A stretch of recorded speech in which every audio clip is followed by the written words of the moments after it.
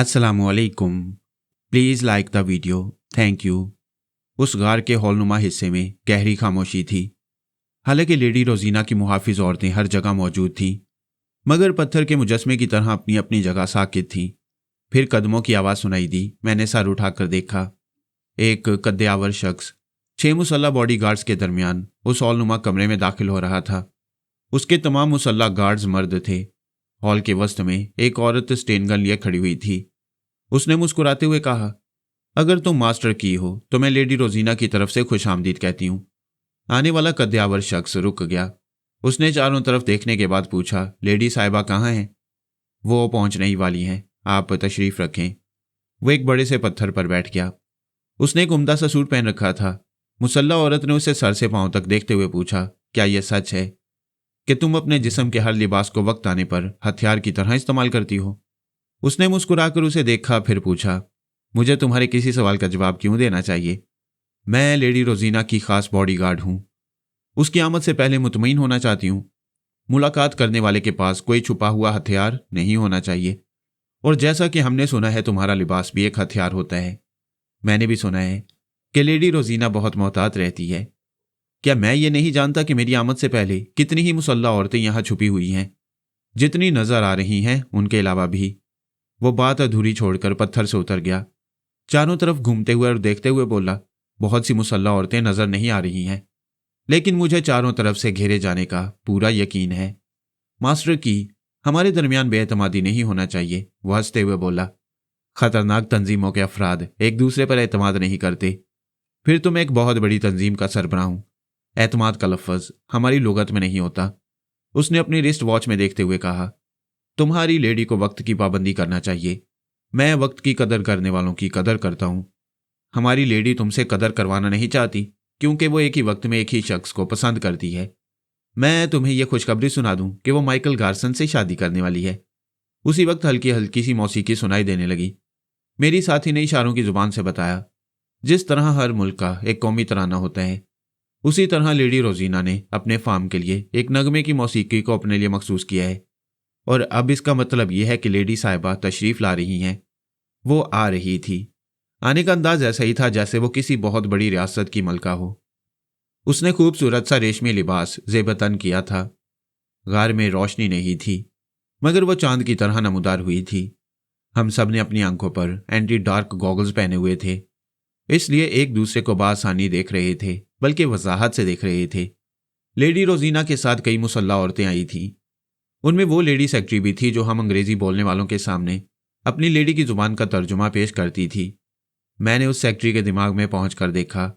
वो चोर नजरों से मास्टर की को देख रही थी, क्योंकि उसी की खास हालकार थी। बज़ाहिर लेडी रोजीना की मुलाजमा बनी हुई थी। मास्टर की ने लेडी रोजीना को देखते ही सर झुकाया, फिर मुस्कुराते हुए कहा, हमारी दोस्ती इस हद तक काबिल एतमाद हो गई है कि हम पहली बार एक दूसरे से रूबरू मुलाकात कर रहे हैं। लेडी के साथ आने वालियां कुछ फोल्डिंग चेयर उठाए हुए थीं। वह हॉल के एक हिस्से में उन्हें बिछाने लगी। लेडी ने एक कुर्सी पर बैठते हुए दूसरी कुर्सी की तरफ इशारा किया। मास्टर की एक कुर्सी को खींचकर उस पर बैठते हुए बोला, इस तकल्लुफ की जरूरत नहीं थी, मैं तो सिपाही आदमी हूं। पत्थरों पर बैठकर कुर्सी का लुत्फ उठाता हूं। लेडी रोजीना खामोशी से उसका जायजा ले रही थी, सर से पांव तक देख रही थी। उसकी बातों को भी तवज्जो से सुन रही थी। वो मुस्कुराकर बोला, क्या मैं तुम्हें पसंद आ रहा हूं? अरे हां, अभी मुझे यह खुशखबरी मिली है कि तुम माइकल गार्सन से शादी करने वाली हो। मैं तुम्हें पेशगी मुबारकबाद देता हूं। वो खामोश थी, चुपचाप उसे देखती जा रही थी। उसने जरा हैरानी से पूछा, क्या बात है, क्या जुबान नहीं खोलोगी? चुपचाप देखती रहोगी? तब लेडी रोजीना के लब खुले। उसने तुर्की जुबान में कहा, मुझे अपने फैसले पर नजरेसानी करना होगी। मैं उसकी बातों का तर्जुमा सेक्रेटरी के जरिए समझ रहा था, और वो मास्टर की को अंग्रेजी जुबान में समझा रही थी। मास्टर की ने पूछा, तुम किस फैसले पर नजरसानी करना चाहती हो? लेडी रोजीना ने उसकी जुबान का तर्जुमा तुर्की जुबान में सुनने के बाद कहा, मुझे माइकल गार्सन से शादी करना चाहिए या तुमसे? वो हंसते हुए अपनी कुर्सी से उठ गया, फिर उसी तरह कहका लगाते हुए एक तरफ गया। वहां से पलट कर बोला, नहीं नहीं लेडी रोजीना, मैं अभी जिंदा रहना चाहता हूं। तुम्हारे शोहरों की मुर्दा एल्बम में अपनी तस्वीर का इजाफा नहीं करना चाहता। लेडी ने शाहाना अंदाज में कुर्सी की पुश्त से टेक लगाकर दोनों हाथ कुर्सी के हत्थों पर रखते हुए कहा, मगर मैं जो फैसला कर लेती हूँ उसे मैं ही बदल सकती हूँ, कोई दूसरा बदलने की जुर्रत नहीं कर सकता। मास्टर की ने उसे घूर कर देखा, फिर कहा, तुम मौजू बदल रही हो। हम किसी दूसरे मकसद के लिए यहाँ आए हैं। मैं अपने मकसद के पेश नज़र ही यह फैसला बदल रही हूँ। मुझे अच्छी तरह सोचना समझना होगा, तुम में से कौन फरहाद अली तैमूर है। वो चौंक कर बोला, क्या मतलब? क्या तुम मुझे फरहाद समझ रही हो? तुम्हारा और माइकल गार्सन का कद एक है, जिसामत एक जैसी है। मैं बहुत देर से तुम्हें देख रही हूं। यहां से उठकर वहां तक गए हो, चलने का अंदाज भी वही है और बोलने का स्टाइल भी मुख्तलिफ नहीं है। तुम ये कहना चाहती हो कि मैं फरहाद हो सकता हूं? अभी जो छुपा है वो यकीन में बदल सकता है। लेडी रोजीना, मुझे ये कहने दो कि तुम्हारा दिमाग चल गया है। मैं यहां फरहाद का सौदा करने आया हूं और तुम मुझे ही फरहाद कह रही हो। मैंने सुना है और उसका रिकॉर्ड भी पढ़ा है। वो अक्सर ऐसी चालें चलता है, क्या वो ऐसा नहीं कर सकता कि मास्टर की बनकर आए और खुद माइकल गार्सन का सौदा इस तरह करे जैसे वो फरहाद को खरीदने आया हो? वो अपने सीने पर हाथ मारकर बोला, मैं मास्टर की हूं। लेडी रोजीना ने अपने एक एक लफ्ज पर जोर देते हुए कहा, मैं भी यकीन से कहती हूं वो माइकल गार्सन है। उसके खून का और जिस्मानी खाल का तिब्बी मुआयना हो चुका है। ये फ्रॉड भी हो सकता है। वो नागवारी से बोली, क्या तुम मुझे फ्रॉड कह रहे हो? मैं तुम्हें नहीं, तुम्हारे कारिंदों को ऐसा कह सकता हूं। वो फरिश्ते नहीं हैं। फरहाद के हाथों बिक सकते हैं या टेलीपैथी के आगे मजबूर हो सकते हैं। मेरी तमाम काम करने वालियां वफादार हैं। वो ज्यादा रकम के लालच में बिक नहीं सकती।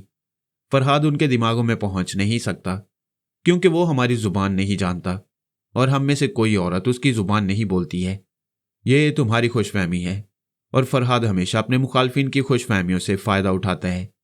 वो अपनी कुर्सी पर से उठते हुए बोली, तुम जिद कर रहे हो कि माइकल गार्सन ही फरहाद है और मैं तुम्हें देख देख कर तुम पर शुबा करने पर मजबूर हूं। ये तुम नहीं, तुम्हारा दिल कह रहा है। ये दिल मुझ पर आ गया है। तुम एक नफ्सियाती मरीजा हो। तुम पर हवस गालिब आ गई है। अब काम की बातें नहीं कर सकोगी। मैं काम की बातें खूब समझती हूं। तुम हर कीमत पर फरहाद को हासिल करने आए हो। लेडी रोजीना, तुम्हारा जो पैगाम मुझे मिला उसमें तुमने यकीन दिलाने की कोशिश की थी कि माइकल गार्सन फरहाद नहीं है। उसके तिब्बी मुआयने की रिपोर्ट भी पेश की, लेकिन मैं मुतमईन नहीं हो सकता। वो तुम्हारे आदमियों के हाथ आने से पहले एक ट्रक के नीचे खुफिया खाने में छुपा हुआ था और न्यूयॉर्क की हदूद से निकलना चाहता था। जानती हो क्यों? उसने सवालिया नजरों से लेडी रोजीना की तरफ देखा, फिर खुद ही जवाबन कहना शुरू किया, इसलिए कि सुपर मास्टर को उसकी तलाश है। न्यूयॉर्क से निकलने के तमाम रास्तों की नाकाबंदी कर दी गई है, इससे यकीन के साथ कि वो और सोनिया न्यूयॉर्क में हैं। वहां से बाहर नहीं निकल सकेंगे। फरहाद ने बाहर निकलने के लिए यही रास्ता इख्तियार किया। एक ट्रक के जरिए खुफिया खाने में सफर करता हुआ जा रहा था। भला माइकल गार्सन को इस तरह सफर करने की क्या जरूरत थी? उसने मुझे बताया है कुछ लोग उसे फरहाद की जगह इस्तेमाल करना चाहते थे, इसलिए उसे छुपाकर दूसरी जगह ले जा रहे थे और वह माइकल इतना अहम हो गया कि दोस्त और दुश्मन उसके पीछे पड़ गए। हेलीकॉप्टर के जरिए उस ट्रक पर ऐसी फायरिंग और बमबारी की गई जैसे एक मुल्क दूसरे मुल्क की सरहद पर हमले कर रहा हो। यह अहमियत सिर्फ फरहाद को हासिल है। तुम्हारे दलाइल से मेडिकल रिपोर्ट नहीं बदलेगी। अगर मेरे सामने उसके खून और चेहरे की खाल का तज्जिया किया जाए तो रिपोर्ट बदल जाएगी, मैं दावे से कहता हूं। लेडी रोजीना बड़े ही शाहाना अंदाज में चलते हुए उस गार के एक पत्थर के पास गई, फिर एक हाथ पत्थर पर रखते हुए बोली, मास्टर की, सच बात तो यह है कि मुझे भी मेडिकल रिपोर्ट पर भरोसा नहीं है। ना जाने क्यों मेरा दिल उस पर आ गया है और मैं दिल से दुआ करती हूं कि वो माइकल ना हो, फरहाद हो। मैंने उसके मुतालिक बहुत कुछ सुना है और बहुत कुछ पढ़ा है। अब उसकी बीवी बनकर उसे पढ़ना और समझना चाहती हूं। यानी तुम्हें यकीन की हद तक शुबा है कि वो फरहाद है? हाँ, मगर तुम्हें देखकर यकीन मुतजलजल हो चुका है। तुम बिल्कुल वैसे ही हो। मैं यकीन करना चाहती हूँ कि मुझे इस मामले में किसी तरह का धोखा नहीं होगा। मैं फरहाद समझकर माइकल के पास जाऊं और बाद में पता चले फरहाद तुम थे, मेरे हाथ से निकल गए, फिर जिंदगी भर अफसोस रहेगा। तुम्हें कैसे यकीन आएगा कि मैं वो नहीं हूं जो समझ रही हो? ये कोई मुश्किल तो नहीं है। मैं तुम्हारे खून का और चेहरे की खाल का तिब्बी मुआयना कराऊंगी। मास्टर की एक कदम पीछे हटकर गुस्से से देखते हुए बोला, तुम पागल हो। नहीं, पागल के सर में भी बराए नाम दिमाग होता है। तुम दिमाग से बिल्कुल खाली हो। मैं तुम्हें वार्निंग दे सकता हूं मगर दोस्ताना अंदाज में समझाता हूं। फरहाद को मेरे हवाले कर दो। यह सोचना तुम्हारा काम नहीं है कि वो फरहाद है या माइकल। मेरे लिए कोई फर्क नहीं पड़ेगा। अगर वो माइकल हुआ तब भी उसके हाथ पांव तोड़कर उसे अपाहिज बना डालूंगा। तुम मेरे इलाके में आकर मुझे वार्निंग देने की धमकी दे रहे हो? क्या तुम्हें यकीन है कि यहां से जिंदा सलामत जा सकोगे? मैं नादान नहीं हूं। मेरे मुसल्लह जवानों ने तुम्हारे फार्म को चारों तरफ से घेर रखा है। तकरीबन 400 जवान हैं। उनके पास सिर्फ छोटे हथियार ही नहीं, मशीन गन्ने भी हैं। देखते ही देखते तुम्हारा फार्म और तुम्हारी खूबसूरत सी रिहाइश का खंडर बन जाएगी। लेडी रोजीना ने एक नज़र उस पर डाली, फिर बड़े एतमाद और यकीन से कहा, मेरी रिहाइश को खंडर हो जाने दो, मैं अपने फार्म की तबाही का मंजर भी देख लूंगी। ये दौलत के खेल हैं। मैं दोबारा इस फार्म और रिहाइशगाह की तामीर कर सकती हूँ। धमकी देना चाहती हो तो मुझे दो, मेरा क्या नुकसान होगा? मैं तो तुम्हारे सामने हूँ। मैं मरूंगी तो तुम भी मरोगे। मास्टर की ने बुरा सा मुंह बनाकर उसकी तरफ देखा। वो बोली, सवाल तुम्हारी जिंदगी का है। क्या यहां से जिंदा वापस जा सकोगे? वो चारों तरफ घूमकर मुसल्ला औरतों को देखने लगा। चूंकि लेडी रोजीना ने चैलेंज किया था, इसलिए पत्थरों के पीछे छुपी हुई मुसल्ला औरतें भी नमूदार होने लगी। लेडी रोजीना ने कहा, इस गार के अंदर सिर्फ मेरे हुक्म की तामील करने वाली औरतें हैं। तुम्हारे ये 6 आदमी देखते ही देखते फना हो जाएंगे। माना कि बाहर तुम्हारे आदमी ने मुहासरा कर रखा है। जब मैं निकलना चाहूंगी तब उनसे खतरा पेश आएगा। अभी तुम अपनी खैर मनाओ। मास्टर की ने परेशान होकर अपने चारों तरफ देखा, फिर शिकस्त खुर्दा अंदाज में कहा, यह मैं भूल ही गया था कि बाहर से मुहासरा कराऊंगा तो अंदर जान पर बनाएगी। मुझे दोस्ती और सुलह का रास्ता इख्तियार करना चाहिए। लेडी रोजीना ने कहा, मास्टर की और इतनी आसानी से शिकस्त तस्लीम कर रहा है, आखिर बात क्या है? मुझ पर शुबा ना करो, मैंने अपनी गलती का एहसास कर लिया है। मुझे सिर्फ 6 बॉडीगार्ड्स के साथ नहीं आना चाहिए था। मैं मास्टर की जरूर हूं मगर बेवकूफ़ नहीं हूं। हालात के मुताबिक कदम उठाता हूं, यही मेरी कामयाबी और बर्तरी का राज है। फिलहाल मेरी सलामती इसी में है कि तुम्हारी बर्तरी तस्लीम कर लूं। लेडी रोजीना उसे तेज नजरों से देख रही थी। इतने अफराद के दरमियान सिर्फ वही एक ऐसी थी जिसने एंटी डार्क गॉगल्स नहीं पहने थे। उसे ज़रूरत ही नहीं थी। वो तारीकी में ज़िंदगी गुजारने की आदी थी। रोशनी में देख नहीं सकती थी, तारीकी में सब कुछ देख लेती थी। मास्टर की ने कहा, लेडी रोजीना, तुम्हारे हुस्न की तारीफ नहीं की जा सकती। मैं शायर नहीं, सिपाही हूँ। फिर भी ये ज़रूर कहूँगा, तुम्हारी आंखें बेहद खूबसूरत हैं। मुझे हथियार डालने पर मजबूर कर रही हैं। मैं अपने तमाम बॉडीगार्ड्स को हुक्म देता हूँ, वो अपने हथियार तुम्हारे कदमों में लाकर डाल दें। उसका हुक्म सुनते ही तमाम मुसल्ला बॉडीगार्ड्स अपने जिस्मों से हथियार उतारने लगे। फिर सबने अपनी स्टेन गन्ने, रिवॉल्वर और चाकू अपने दोनों हाथों पर रख लिए, सर को झुका लिया, कमर की तरफ से भी झुक गए। फिर एक एक करके आगे बढ़ते हुए लेडी रोजीना के पास आए और उसके कदमों के पास हथियार डालते हुए उल्टे कदमों वापस आ गए। इस दौरान तमाम मुसल्ला औरतें मोहतात खड़ी हुई थीं। सबने उन बॉडीगार्ड्स को निशाने पर रखा हुआ था ताकि वो कोई चाल चलें या करीब आकर लेडी रोजीना को नुकसान पहुंचाना चाहें तो उन्हें गोलियों से छलनी कर दिया जाए, लेकिन ऐसा नहीं हुआ। वो बड़े ताबेदारी से हथियार रखकर अपनी जगह वापस चले गए। लेडी रोजीना की खास बॉडीगार्ड ने मास्टर की को निशाने पर रखते हुए कहा, मैं पहले ही तुमसे दरियाफ्त कर चुकी हूं और तुमने इतराफ़ भी किया है कि तुम्हारा लिबास एक खास किस्म का हथियार होता है।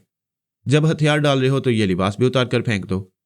अब मैं भी एतराफ़ करता हूं, मैंने अंदर एक बुलेट प्रूफ लिबास पहन रखा है और जो इतने उम्दा सूट के साथ स्याह बो देख रही हो उसे मैं एक चुटकी में पकड़ लूं और हौले से खींच दूं तो।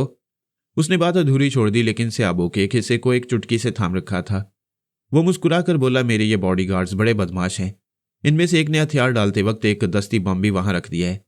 ये स्याबो एक रिमोट ब्लास्टर है। मैं इसे जरा सा खींच दूं तो एक धमाके से बम फटेगा और लेडी साहिबा के चीथड़े फिजा में उड़ते दिखाई देंगे। सबने चौंक कर लेडी रोजीना के कदमों की तरफ देखा। वहां एक दस्ती बम रखा हुआ था। मास्टर की ने कहा, जरा सी एहतियात करोगी तो उससे पहले ही धमाका होगा। यकीन ना हो तो जिंदगी को दांव पर लगाओ और इस रिमोट ब्लास्टर को आजमाओ। तमाम मुसल्ला औरतें सख्ते में रह गई थीं। लेडी रोजीना बारूद के ढेर में चुपचाप खड़ी हुई थी। मास्टर की को घूर कर देख रही थी। वह हंसते हुए कह रहा था, मास्टर की का मतलब है हर ताले की चाबी। जब किसी मुश्किल सिचुएशन में लोगों के जहनों को ताले लग जाते हैं, वह मैं अपनी जहानत की चाबी से ऐसे मुश्किल ताले खोलता हूं। लेडी रोजीना बड़े ही बावकार अंदाज में दोनों हाथ कमर पर रखे हुए खड़ी थी। उसके चेहरे से जरा सी घबराहट या बदहवासी जाहिर नहीं हो रही थी। मास्टर की के बॉडीगार्ड्स अपने आका के इशारे पर आगे बढ़े और लेडी रोजीना के कदमों से हथियार उठाने लगे। सिर्फ उस दस्ती बम को छोड़ दिया और अपनी जगह वापस आ गए। मास्टर की ने कहा, जंग के मैदान में पांसा इसी तरह पलट जाता है। पहले मेरे आदमियों ने हथियार डाले थे, अब तुम अपनी औरतों को हथियार डालने का हुक्म दो। इसके सिवा कोई चारा नहीं था। लेडी रोजीना को उसकी बात मानकर हथियार डालने का हुक्म देना ही था। मेरी साथी ने मुझे इशारा किया, मैंने उसकी तरफ देखा। वो एक रिवॉल्वर मुझे दे रही थी। मैंने रिवॉल्वर को लेकर उसे सवालिया नजरों से देखा। वो हाथ के इशारे से कहने लगी, मास्टर की पर फायर करो। उस पर फायर करना कोई मुश्किल काम नहीं था। एक ही गोली में काम तमाम हो जाता, लेकिन उसने बहुत बड़ा चैलेंज किया था। मेरा बहुत जबरदस्त दुश्मन था। उसे यूं एक झटके से खत्म कर देना इंसाफ ना होता। फिर ये कि उसने सियाबो को अभी तक चुटकी में थाम रखा था। मेरी गोली उसे लगती तो उसके हाथ को भी झटका पहुंचता, सियाबो खींची जाती और वो दस्ती बॉम्ब एक धमाके से लेडी रोजीना के परखच्चे उड़ा देता। मैंने रिवॉल्वर हाथ में लेकर उनकी तरफ देखा। लेडी रोजीना बड़े ही ठोस और पूरे तमाद लहजे में कह रही थी, मास्टर की, तुम अपनी सियाबो को खींचना चाहते हो, इतनी जहमत क्यों उठाओगे? मेरी बॉडीगार्ड का निशाना देखो। उसने बॉडीगार्ड को मुखातिब करते हुए कहा, मेरे कदमों के पास जो मुसीबत रखी हुई है उसका निशाना लो और गोली चला दो। मास्टर की कभी सोच भी नहीं सकता था कि लेडी रोजीना खुद अपनी मौत का हुक्म देगी और वो भी अपनी ही बॉडीगार्ड को दस्ती बम पर गोली चलाने पर मजबूर करेगी। उधर उसकी खास बॉडीगार्ड भी तजब्जुब में पड़ गई थी। उसने सवालिया नजरों से अपनी लेडी को देखा, फिर हिचकिचाते हुए बोली, आप क्या फरमा रही हैं? मैं इसका निशाना कैसे ले सकती हूँ? गुस्ताखी की मुआफी चाहती हूँ। क्या आप चाहती हैं कि मैं आपकी मौत का सबब बनूं? लेडी रोजीना ने गुर्रा कर कहा, मैं जो कह रही हूं तुम उस पर अमल करो। इसके बाद उसने सख्त लहजे में कहा, गेट रेडी। खास बॉडीगार्ड ने फौरन ही रिवॉल्वर निकालकर दस्ती बम का निशाना लिया। लेडी रोजीना ने कहा, फायर। ये कहते उसने यकबारगी दस्ती बम को ठोकर मारी। तब पता चला वो क्या चाल चल रही थी। बॉडीगार्ड ने उस दस्ती बम का निशाना लिया था, लेकिन वो तो ठोकर खाकर मास्टर की तरफ जा रहा था। उसी वक्त उसने गोली चला दी। ठाई की आवाज के साथ वो बम एक धमाके से फटा और ऐसे वक्त ब्लास्ट हुआ जब मास्टर की के करीब पहुंच रहा था, मगर वो भी गाफिल नहीं था। जैसे ही लेडी रोजीना ने उसे ठोकर मारी थी, वो उल्टी कलाबाजी खाता हुआ फिजा में उछलता हुआ दूर एक पत्थर के पीछे चला गया था। बड़ा ही लर्जा खेज धमाका था। गार के अंदर दूर तक आवाज गूंजती गई थी। कितनी औरतों की चीखें सुनाई दी, उनमें मर्दों की चीखें भी शामिल थीं। मास्टर की तो किसी तरह बच निकला था, मगर उस बॉम्ब की जद में उसके बॉडीगार्ड्स आ गए थे। फिर मुसल्ला औरतों ने तड़ातड़ फायरिंग शुरू कर दी। वो अंधी फायरिंग थी, क्योंकि धुएं में कोई किसी को नजर नहीं आ रहा था। एंटी डार्क गॉगल्स भी थोड़ी देर के लिए काम नहीं आ रहे थे। मैंने रहनुमाई करने वाली साथी से कहा, ये रिवॉल्वर रखो और यहां से निकल पड़ो। उसने मेरे बाजू को थाम लिया। वो जाना नहीं चाहती थी और मुझे भी रोकना चाहती थी। मैंने एक झटके से बाजू को छुड़ाया, फिर उस चट्टान पर से सिरकता हुआ आखिरी सिरे पर पहुंचा। वहां से छलांग लगाकर एक पत्थर पर आया। गार के उस हिस्से में धुआं नहीं था। मैं साफ तौर पर रास्ते को देखता हुआ उधर जाने लगा जहां अफरा तफरी मची हुई थी। भागते हुए कदमों की आवाजें सुनाई दे रही थीं। रह रहकर फायरिंग की आवाज भी गूंजने लगती थी। शायद दूसरी तरफ धुआं छटने लगा था। मुझे लेडी रोजीना की खास बॉडीगार्ड की आवाज सुनाई दी। वो हुक्म दे रही थी, चारों तरफ फैल जाओ, मास्टर की भागने ना पाए उसे तलाश करो। मैं एक पत्थर की आड़ में रुक गया, ख्याल ख्वानी की परवाज की और उस खास बॉडीगार्ड के दिमाग में पहुंच गया। उसके जरिए उस हॉलनुमा गार के हिस्से को देखने लगा। वहां दूर तक लाशें पड़ी हुई थीं। कुछ मुसल्ला औरतें मारी गई थी, लेकिन मास्टर की के तमाम बॉडीगार्ड्स खत्म हो चुके थे। सिर्फ वही जिंदा रह गया था, मगर वो कहाँ था किसी को नजर नहीं आ रहा था। वो गार आंख मचोली खेलने के लिए निहायत मुनासिब था। छुपने वाले किसी को नजर नहीं आ सकता था। जगह जगह छोटे बड़े पत्थर पड़े हुए थे। टेढ़ी मेढ़ी चट्टानें थीं। कुछ चट्टानें ऐसी भी थी जिनके सामने पहुंचकर पता चलता था कि आगे जाने का रास्ता नहीं है, मगर रास्ता तलाश करो तो मिल जाता था। लेडी बॉडीगार्ड की सोच से पता चला उसकी मालका लेडी रोजीना भी नजर नहीं आ रही है। मैंने लेडी सेक्रेटरी के दिमाग में पहुंचकर देखा। वो एक तरफ लेडी रोजीना को तलाश कर रही थी, दूसरी तरफ मास्टर की के लिए फिक्रमंद थी, उसकी मदद करना चाहती थी। किसी तरह उसे गार से निकाल कर ले जाने का इरादा था, मगर वो नजर नहीं आ रहा था। वो दो औरतें ऐसी थी जिनके दिमागों में पहुंचकर मैं दूसरों को देख सकता था। कभी कभी कोई मुसल्ला औरत नजर आती थी। मैं थोड़ी देर तक उनकी मसरूफियात को देखता रहा और सोचता रहा, मास्टर की इस तारीकी में कहाँ जा सकता है? उसकी आंखों पर भी वही चश्मा था, वो अंधेरे में देख सकता था, मगर गार के धाने तक नहीं जा सकता था। वो समझ रहा होगा कि मुसल्ला औरतों ने रास्ते की नाकाबंदी कर दी है। वो तेजी से सोच रहा था इन हालात में क्या करना चाहिए। वो किसी तरफ से भी मौत बनकर झपट सकता था। अक्ल कह रही थी वो इन हालात में किसी को नुकसान नहीं पहुंचाएगा, दानिशमंदी से काम लेगा, लेडी रोजीना को तलाश करेगा, फिर उसे काबू में करने के बाद फरार का रास्ता आसानी से बना सकेगा। मैं सोचते सोचते चौंक गया। एक आहट सी सुनाई दी थी। मैंने इधर उधर देखा। जहां तक नजर जाती थी पत्थर ही पत्थर और चट्टाने ही चट्टाने नजर आ रही थीं। चलने फिरने के लिए दरमियान में थोड़ी थोड़ी सी जगह थी। दूसरी बार फिर हल्की सी आहट सुनाई दी। मैंने घूमकर उस पत्थर के दूसरी तरफ देखा जिसकी आड़ में वो खड़ा हुआ था। पत्थर की ऊंचाई मेरी गर्दन तक थी। मैंने उसके दूसरी तरफ उसे देख लिया। वो पत्थर के दूसरी तरफ कुछ फासले पर था। दोनों हाथ आगे बढ़ाकर अंधे की तरह रास्ता टटोल रहा था। उसकी आंखों पर एंटी डार्क गॉगल्स नहीं था, यानी दौड़ने भागने या दस्ती बॉम्ब के सामने से उल्टी कलाबाजी खाने के दौरान उसकी आंख से चश्मा गिर पड़ा था। मैंने जरा देर के लिए अपनी आंख से चश्मे को उतार कर देखा तो घुप अंधेरा दिखाई दिया। इतनी गहरी तारीकी थी कि हाथ को हाथ सुझाई नहीं देता था। इस तरह समझ में आया कि मास्टर की बेचारा किस हालत में होगा। वो तो आंखें रखते हुए भी अंधा हो गया था। मैंने पहली बार उसे बेचारा कहा। जब कोई शाहजोर और नाकाबिले शिकस्त समझा जाने वाला इस तरह बेबस हो जाए कि सारी इख्तियारात, सारी ताकतें रखने के बावजूद कुछ न कर सके, तो फिर बेचारा ही कहलाता है। मैंने चश्मे को फिर आंखों से लगा लिया। वो नजर आ रहा था। मैंने धीमी आवाज में उसे मुखातिब किया, हेलो मास्टर की। आवाज धीमी थी मगर उस गार में सरसराती हुई, जरा गूंजती हुई उसके कानों तक पहुंची। वो हड़बड़ाकर दोनों हाथों से रास्ता टटोलता हुआ एक तरफ बढ़ा। उसके हाथ एक चट्टान से टकराए। वो उस चट्टान से लगकर यूं खड़ा हो गया जैसे अपने आप को अच्छी तरह छुपा रहा हो। मैंने कहा, तुम नजर आ रहे हो मास्टर की। वो फिर गड़बड़ा गया। वहां से घूमकर दोनों हाथों से रास्ता टटोलते हुए दूसरी तरफ बढ़ने लगा। मैंने पूछा, क्या तुम मेरी आवाज पहचान रहे हो? वो दूसरे पत्थर के पास पहुंच गया। उसके पीछे छुपना चाहता था। मैंने कहा, बेकार कोशिश कर रहे हो। इसके पीछे छुपोगे तो मैं दूसरी तरफ से आकर तुम्हें देख लूंगा। वो जहां था वहीं रुक गया। मैंने कहा, तुम मुझे बेबस और मजबूर करना चाहते थे। मेरे हाथ पांव तोड़कर, माजूर बनाकर दुनिया वालों के सामने मेरा इबरतनाक अंजाम पेश करना चाहते थे। अब देखो कुदरत ने तुम्हें किस तरह माजूर बना दिया है। तुम्हारे हाथ पांव सलामत हैं मगर तुम अपना बचाव नहीं कर सकते। तुम्हारी आंखें हैं मगर तुम देख नहीं सकते। ऐसे ही वक्त उसने मुझे देख लिया। एंटी डार्क गॉगल्स के शीशे अंधेरे में चमकते हैं। उसने सिर्फ मेरे चश्मे को देखा था। इसके साथ ही वो मुस्कुराने लगा। एक हारे हुए सिपाही को जीत के इम्कानात नजर आते हैं तो चेहरे पर ऐसी ही मुस्कुराहट खेलने लगती है। उसने अपने दोनों हाथ जेब में डाल लिए। मेरी समझ में आया कोई हथियार निकालकर मेरी तरफ फायर करेगा, लेकिन इसकी जरूरत पेश नहीं आई। वाकई उसका लिबास एक हथियार था। उसने जेबों में हाथ डालकर जाने क्या हरकत की। उसकी कमर के बेल्ट से फायरिंग होने लगी। वहां से निकलने वाले नन्हे नन्हे बुलेट मेरी तरफ आ रहे थे। मैं ऐन उसके सामने था मगर उसकी फायरिंग से महफूज था। जितने बुलेट मेरी तरफ आ रहे थे वो पत्थर से टकरा रहे थे। मैं जिस पत्थर के पीछे छुपा खड़ा था उसकी ऊंचाई मेरी गर्दन तक थी। मैंने हंसते हुए कहा, कोई और हथियार हो तो उसे भी आजमा लो। अरे अहमक, तुम जिस चश्मे को देख रहे हो वो एक पत्थर पर रखा हुआ है, ये मेरी आंखों पर नहीं है। अगर इसे हासिल करना चाहो तो आगे बढ़ो और यहां तक पहुंचने की कोशिश करो। उसने अपनी आस्तीन में हाथ डालकर एक नन्ही सी पेंसिल गन निकाल ली। उससे चश्मे का निशाना लेने लगा। मैंने कहा, अकल से काम लो। ये चश्मा तुम्हारी फायरिंग की जद में आ गया तो शीशे टूट जाएंगे। ये ना मेरे काम आ सकेगा ना तुम्हारे। वो सोच में बढ़ गया। उस गहरी तारीकी में चश्मे की बड़ी अहमियत थी। अगर फायरिंग से जाया हो जाता तो वो अंधेरे में भटकता रहता। वो पेंसिल गन हाथ में लिए मोहतात अंदाज में कदम बढ़ाते हुए एक हाथ से रास्ता टटोलते हुए पत्थर की तरफ बढ़ने लगा। फिर रुक गया। बहुत से दौड़ते हुए कदमों की आवाजें सुनाई दे रही थीं। किसी औरत ने तुर्की जुबान में कुछ कहा। फिर लेडी गार्ड की आवाज सुनाई दी। फायरिंग की आवाज इसी तरफ से आई थी। तुम चारों उधर जाओ और तुम सब मेरे साथ आओ।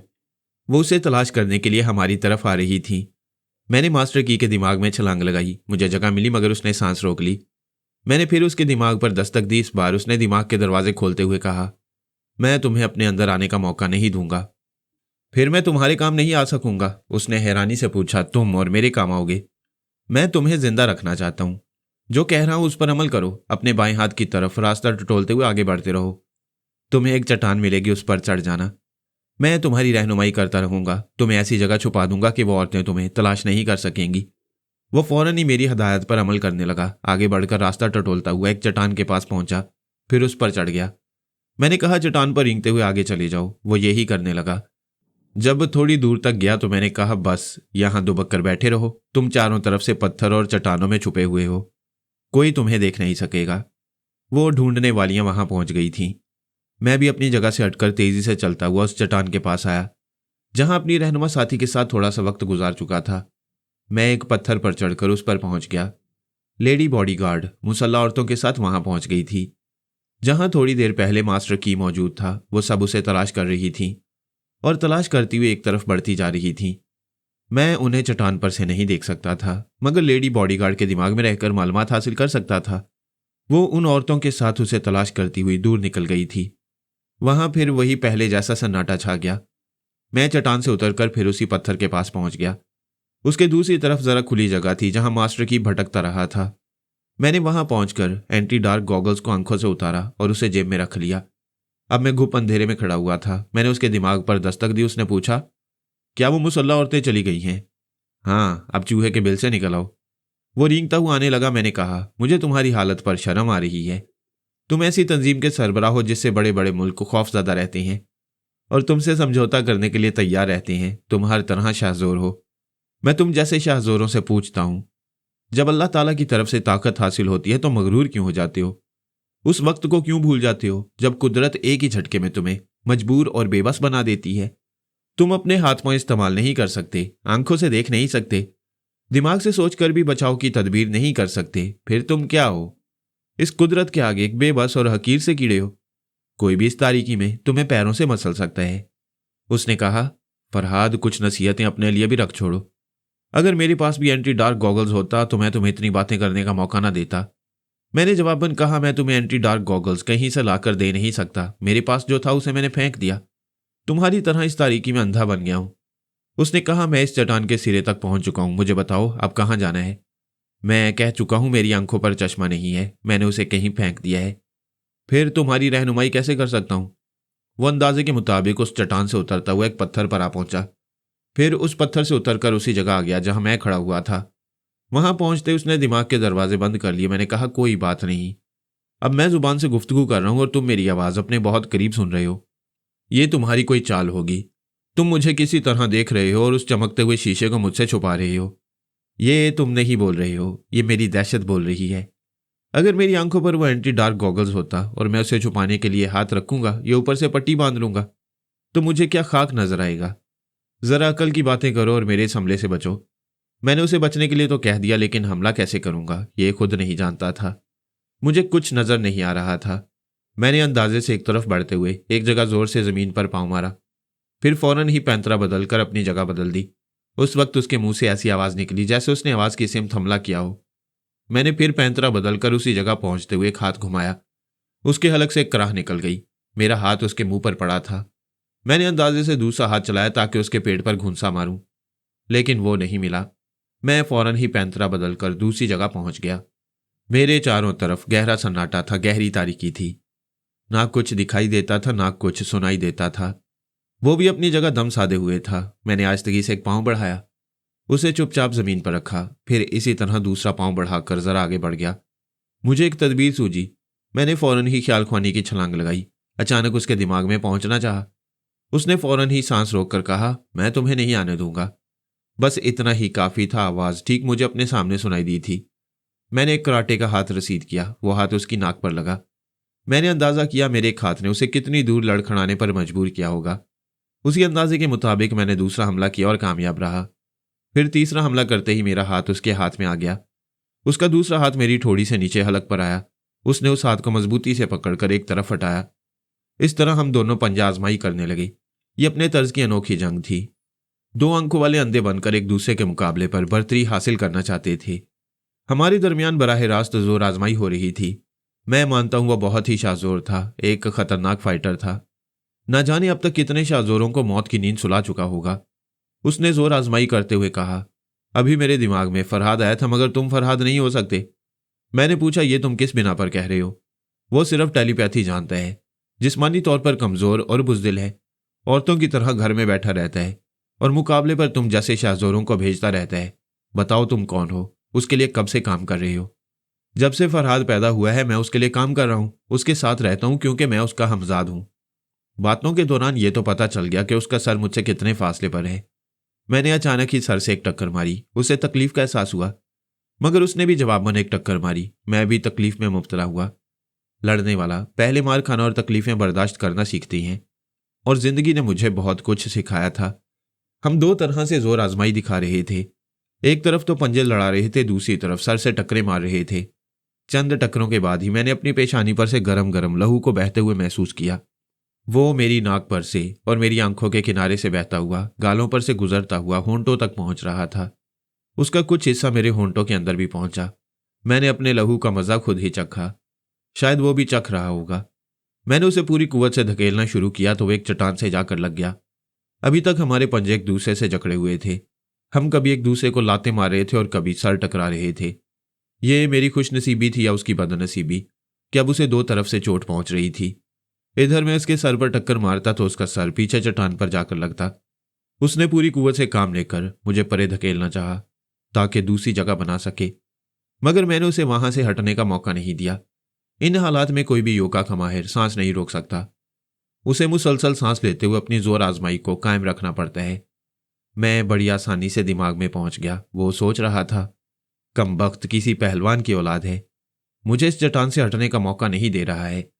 अब मुझे पूरी तरह सांस रोककर कुव्वत का मुजाहरा करना चाहिए।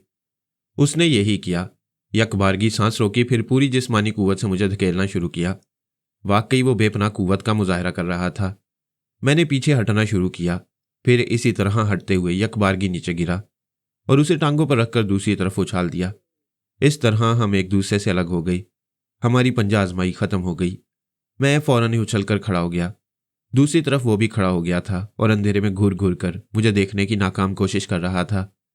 वो इस बुरी तरह हाँप रहा था कि बार बार सांस नहीं रोक सकता था और ना ही मेरे आने का रास्ता रोकना उसके बस में था। वो यकबारगी गुस्से से चीख कर बोला, चले जाओ, मेरे दिमाग से चले जाओ। मैंने सोच के जरिए कहा, क्यों औरतों की तरह चीख रहे हो? तुम्हें तो अपनी योगा की ताकत पर बड़ा नाज था। मुझे दिमाग से निकाल दो। नहीं निकालोगे तो उसका अंजाम देख लो। ये कहते ही मैंने उछलकर उसके सीने पर लात मारी। वो लड़खड़ाता हुआ एक पत्थर से टकराया। वहां से हटकर दोनों हाथों से टटोलता हुआ दूसरी तरफ पहुंच गया। मैंने एक भरपूर घुंसा उसकी नाक पर रसीद किया। वो लड़खड़ा कर पीछे गया, फिर चीखते हुए बोला, ये बुजदिली है। तुम टेलीपैथी के जरिए मुझे देख रहे हो और मेरे पास देखने का जरिया नहीं है। मुकाबला करना है तो बराबर की सतह पर करो। मुझे बुजदिल कह रहे हो। मैं तुम्हें मारना चाहता तो एंटी डार्क गॉगल्स पहनकर बहुत पहले ही खत्म कर चुका होता, लेकिन मैंने उसे जेब में रख लिया था। मैं नहीं चाहता था मास्टर की के नाम से मशहूर होने वाला शहजोर चूंटी की मौत मरे। मैंने इंसाफ से काम लिया, तुम्हारी तरह अंधा बनकर तुमसे मुकाबला किया। तुम्हारे दिल में यह हसरत ना रहे कि फरहाद ने मुकाबला नहीं किया। तुम समझ रहे थे मैं औरतों की तरह घर में बैठकर सिर्फ ख्यालख्वानी करता हूं, लेकिन मैंने तुम्हें जिंदा क्यों रखा है जानते हो? वो चुप होकर मेरे जवाब का इंतजार करने लगा। मैंने कहा, इसलिए जिंदा छोड़ रहा हूं कि तुम जैसे मगरूर शहजोरों को मेरी साथी औरतें ही मारेंगी। तुम्हारी मौत सोनिया, पोमी, शीबा या आमना के हाथों से लिखी है। मैंने एंटी डार्क गॉगल्स उसकी तरफ बढ़ाते हुए कहा, क्या इसके चमकते हुए शीशे नजर आ रहे हैं? उसने हाथ बढ़ाकर वो चश्मा ले लिया, फौरन ही आंखों पर चढ़ा लिया, फिर मुझे देखते हुए बोला, मैं मानता हूं तुम दुश्मन हो मगर कमजरफ नहीं हो। तुम अपने मुकाबले पर आने वालों को लड़ने और बचाव करने का पूरा मौका फराहम करते हो। अब रही ये बात कि तुम्हारी कोई साथी औरत मुझे शिकस्त देगी और मुझे हलाक करेगी, तो ये सिर्फ तुम्हारी खामख्याली है। मैं तुम्हें बताता हूं कोई शख्स ताकतवर और शहजोर कैसे होता है। अगर तुम तन्हा किसी शख्स को किसी के मुकाबले पर भेजो तो वो 2, 4 या 10 पर भारी पड़ेगा, मगर कोई उससे सवा शेर भी होगा जो उस शाहजोर को शिकस्त देगा। यानी तन्हा आदमी हर एतबार से ताकतवर, शाहजोर और खुद मुख्तार नहीं होता। एक मुल्क का सरबराह इसलिए ताकतवर कहलाता है कि उसके पास फौजी ताकत होती है, उसके पास जदीद तरीन हथियार होते हैं, वह नित नई साइंसी इजादात से अपनी कुव्वतों में इजाफा करता है। ठीक उसी तरह मेरे पास जान पर खेल जाने वालों की एक फौज है जो मेरे गुलाम है। फिर मैं नित नई साइंसी इजादात से फायदा उठाता हूँ। मेरे पास सहानत है। मैं बड़े बड़े ममालिक को उनकी कमजोरियों के जरिए ब्लैकमेल करता हूँ। इस तरह एक ताकतवर मास्टर की कहलाता हूँ। वो एक तरफ बढ़ते हुए एक बड़े से पत्थर के पास गया, फिर उसे टेक लगाकर बोला, आज मैंने जिंदगी में पहली बार बहुत बड़ी भूल की जो तुमसे मुकाबला किया। वैसे अच्छा ही किया। ये बात समझ में आ गई कि मैं तन्हा शाहजोर नहीं हूं जो अपनी तमाम तर कुव्वतों को काम मिलाकर तुम एक चूंटी की तरह मसल सकता हूं। मैंने हंसते हुए कहा, अभी तुम मेरे बस में हो और इस तरह धमकी दे रहे हो जैसे मेरी इजाजत के बगैर जान बचाकर यहां से निकल सकोगे। मैं चैलेंज इसलिए कर रहा हूं कि अपनी जान की अमान पा चुका हूं। अभी तुमने कहा है कि मुझे अपने हाथों से नहीं मारोगे। तुम्हारी कोई औरत मेरे मुकाबले पर आएगी, फिर मुझे तुमसे डरने की क्या जरूरत है? उसी वक्त मुझे एक औरत की आवाज सुनाई दी, हैंड्स अप, खबरदार जरा भी हरकत ना करना। मैंने नजरें उठाकर उधर देखा। तारीकी में सिर्फ एंटी डार्क गॉगल्स चमकता हुआ नजर आया, लेकिन आवाज ने बता दिया वो लेडी सेक्रेटरी है। वो तेजी से आगे बढ़ती हुई मास्टर की के पास पहुंची, फिर कहा, बॉस हुक्म दीजिए, मैं इसे गोली मार दूं। मास्टर की ने उससे रिवॉल्वर ले लिया, फिर मुझे निशाने पर रखते हुए मुस्कुरा कर कहा, फरहाद, वो वक्त कब आएगा जब तुम्हारी कोई औरत मेरे मुकाबले पर आएगी, लेकिन तुम्हारा वक्त पूरा हो चुका है। मैंने अनजान बनकर पूछा, तुम क्या कह रहे हो? मैं समझ नहीं सका, मुझे कुछ नजर नहीं आ रहा है। बेवकूफ, मेरे हाथ में रिवॉल्वर है और मैं तुम्हें गोली मारने वाला हूं। मैं तारीकी में एक अंधे की तरह मरना नहीं चाहता। क्या मेरा चश्मा मुझे वापस कर सकते हो? वो मुस्कुराते हुए बोला, मुझे नादान समझते हो? चश्मा तुम्हें दूंगा तो मुझे तारीकी में खाक नजर आएगा। मैं तुम पर गोली कैसे चला सकूंगा? मैंने जवाबन मुस्कुराते हुए कहा, फिर गोली ना चलाओ, रिवॉल्वर मुझे दे दो। मैं दूसरे ही लम्हे उसके दिमाग पर काबिज हो गया। उसने रिवॉल्वर को मेरी तरफ उछाला। मैंने उसे कैच करना चाहा लेकिन तारीकी में नजर न आया। वो मेरे कदमों के पास आकर गिरा। मैंने झुककर उसे टटोलते हुए उठा लिया। इस दौरान उसके दिमाग पर काबिज रहा। वो मेरी मर्जी के मुताबिक चलता हुआ मेरे पास आया, फिर आंखों पर से चश्मा उतारकर मुझे दे दिया। इसके बाद वहां से चलता हुआ लेडी सेक्रेटरी के पास जाने लगा। वह हैरानी से चीख कर बोली, ओ बॉस, ये क्या कर रहे हो? पहले तुमने रिवॉल्वर उसे दे दिया, इस तारीकी में चश्मा जरूरी है, वो भी उसे थमा दिया। मैंने उसके दिमाग को आजाद छोड़ दिया। वो गड़बड़ाकर अंधेरे में इधर उधर देखने लगा। मैंने कहा, मास्टर की हर ताले की चाबी, तुम अंधेरी कब्र में हो, तुम्हें कुछ नजर नहीं आ रहा। इसका भी तजुर्बा कर लो कि इंसान जीते जी किस तरह कब्र की तारीकी में पहुंच जाता है। लेडी सेक्रेटरी ने फौरन ही अपना एंटी डार्क गॉगल्स उसके हाथ में थमा दिया। उसने उसे पहनकर मेरी तरफ देखा, फिर एकदम से बौखला गया। उसे याद आया कि उसके हाथ में रिवॉल्वर था और वो रिवॉल्वर अब मेरे हाथ में नजर आ रहा था। मैंने कहा, यह कोई जरूरी तो नहीं है कि तुम मेरी किसी औरत के हाथों मरो। मैंने जो कहा वो पत्थर की लकीर नहीं हो सकती। तुम अभी और इसी वक्त मेरे हाथों से भी मर सकते हो। उसने जल्दी से लेडी सेक्रेटरी को खींचकर अपने आगे कर लिया। उसे ढाल बनाते हुए बोला, नहीं, तुम मुझे हलाक नहीं कर सकते। तुम जुबान के धनी हो, तुम फरहाद अली तैमूर हो। मैं अच्छी तरह जानता हूं तुम जो कहते हो उस पर अमल करते हो। तुम मुझे नहीं मारोगे, ये बराबर का मुकाबला नहीं है। बहुत खूब, जब तुम्हारे हाथ में हथियार हो तो बराबर का मुकाबला नहीं देखते, पहली फुर्सत में बाजी जीत लेना चाहते हो। चलो, क्या याद करोगे, मैं फिर तुम्हारी जान बख्श रहा हूं। जितनी जल्दी हो सके अपनी सेक्रेटरी के साथ यहां से निकल जाओ। उसने हिचकिचाते हुए मेरे रिवॉल्वर की तरफ देखा। मैंने कहा, तुम सोच रहे हो मैं पीछे से फायर करूंगा? बेवकूफ, ये रिवॉल्वर अपने पास रखो। मैंने फिर रिवॉल्वर उसकी तरफ उछाल दिया। उसने फौरन उसे कैच करते हुए बेयकीनी से मुझे देखा। मैंने कहा, इसे मेरे खिलाफ इस्तेमाल करने की हमाकत ना करना। उसने फौरन ही लेडी सेक्रेटरी के बाजू को थामकर एक तरफ खींचते हुए कहा, चलो मुझे यहां से निकालो, मुझे रास्ता बताओ। सेक्रेटरी ने अपने गिरेबान में हाथ डालकर एक पेंसिल टॉर्च निकाली, फिर उसकी रोशनी में चलते हुए उसकी रहनुमाई करने लगी।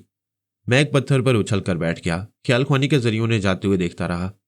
मुझे मास्टर की से मुकाबला करके बड़ी मायूसी हो रही थी।